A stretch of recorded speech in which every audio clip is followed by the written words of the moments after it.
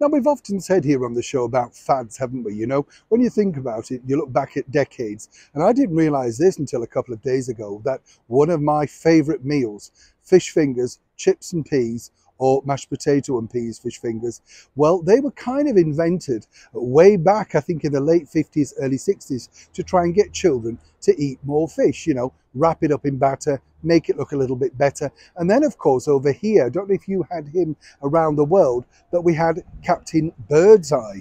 You know, oh yes, do you remember Captain Birdseye? He was out there salting the fish so that all of us children could have healthy, nutritious cod wrapped up in breadcrumbs for our tea.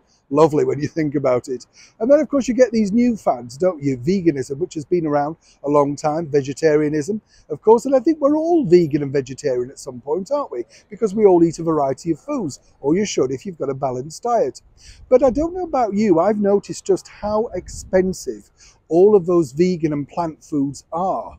I mean, have you noticed that? You know, they're double the price of normal food. Now, one of the major chains over here, Nestle in the UK, which is a Swiss-based company, well, they've decided to get rid of their gourmet range, which is a vegan range. Oh, yes. Now, according to the makers, it's nothing to do with the fact that it's expensive to produce, and more importantly, people simply aren't buying it, even though it's the top of the range. It's simply that they've decided to realign their brand products. What it really means is that you and me, the customer, wherever we are in the world, are not paying for overinflated prices for things that allegedly taste as good as, say, sausages or roast beef or chicken, all that sort of stuff. Really, it's a cost of living thing that people are now seeing. I'm not knocking vegans, vegetarianism, as I said, we all sort of tamper in it at one point during our diets, you know, whether you just have an omelette and chips or something like that, that's virtually vegetarian, is it not?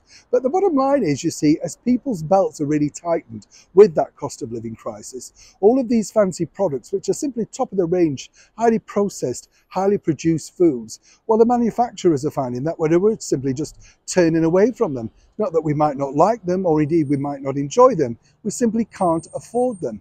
And what's more interesting now is it doesn't matter how delectable they make the packaging or indeed the adverts. Simply right now, veganism is quite expensive. And a lot of people are finding out that to be an alternative costs a lot. And in this cost of living crisis, we simply don't have that choice. Now, as ever, what I'd love to know is whether you feel the same. Are you turned away by the plant-based foods? You might go for them if they're a little bit cheaper, but given the sort of extortionate prices that they are, quite simply you're saying, I'll stick with what I know. It's simply not a lot cheaper, but at least a little bit cheaper right now. As ever, I'd love to know what you think in the comments below. Neil Sean in the very heart of London.